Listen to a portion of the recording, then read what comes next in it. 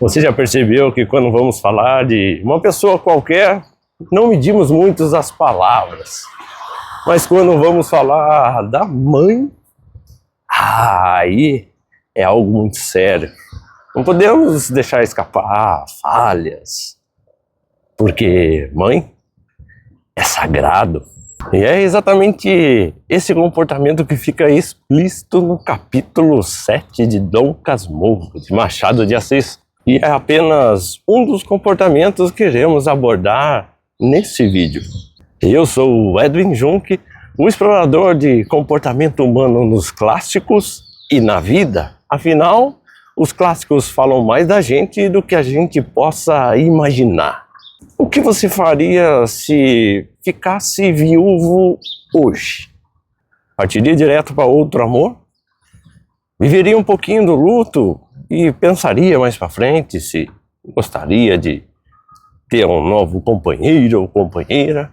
Ou para você, matrimônio é um só e acabou-se a vida amorosa quando o seu amor se foi?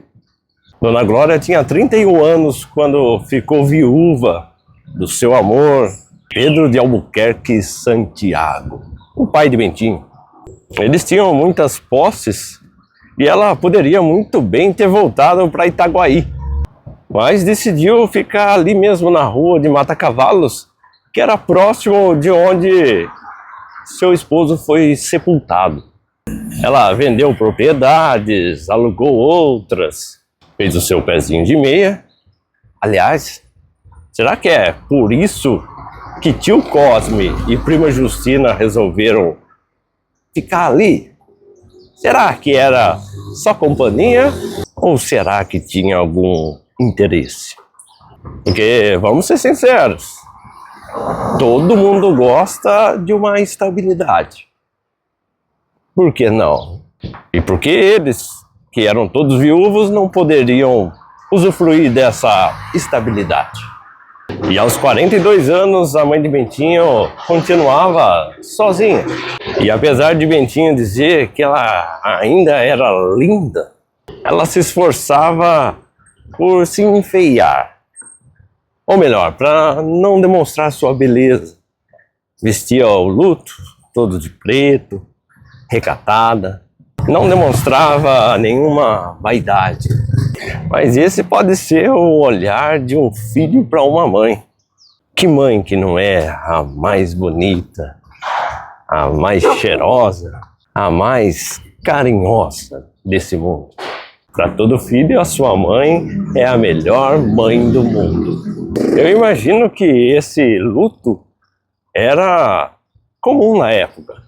Hoje em dia ainda existe esse luto, mas em menor proporção do que antes. Eu não sei se isso é bom ou se isso não é tão bom assim. Deixe aqui nos comentários o que você acha sobre essa ideia de permanecer no luto ou não.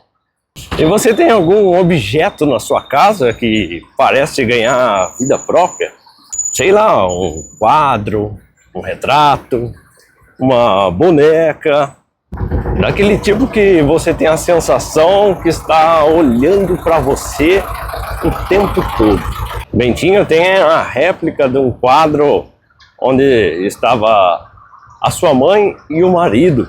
E o efeito dos olhos do pai naquele quadro pareciam persegui-lo em todo lugar. Ele disse que ficava até assombrado. E eu já tive também uma experiência dessa. Quando eu era pequeno, ia para a chácara da minha avó, ela tinha uma boneca que ficava pendurada na parede como se fosse um quadro.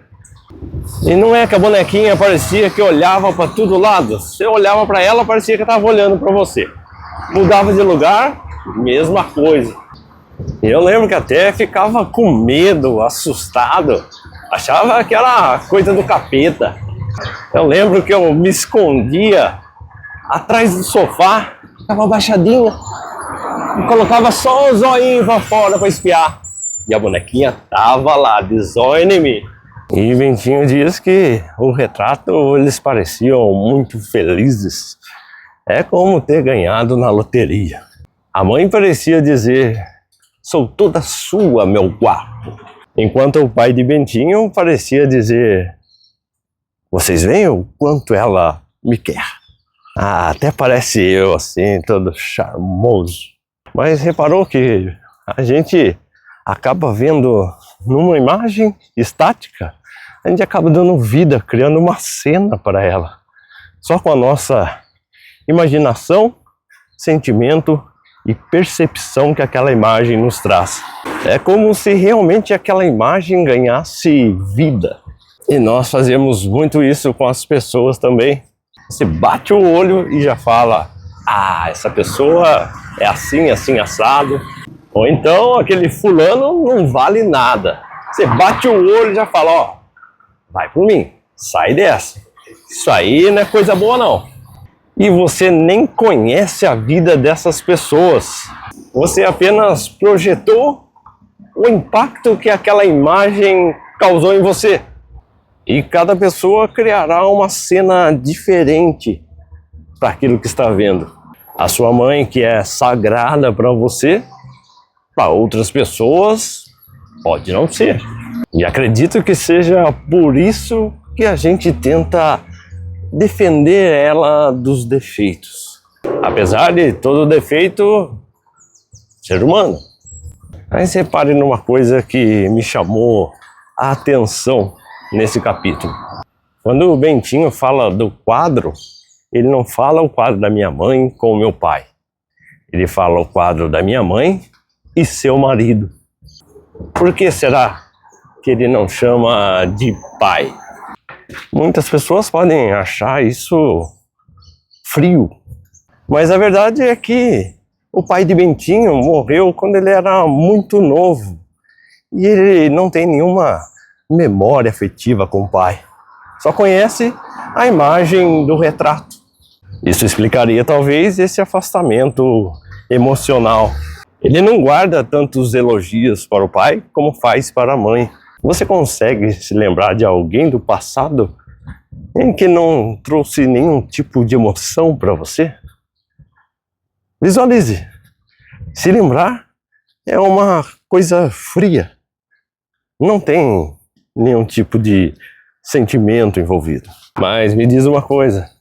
Quando você fala da sua mãe, você faz como o Bentinho, tecendo mais elogios e minimizando os defeitos? Te vejo no próximo capítulo. Tô só de zóio.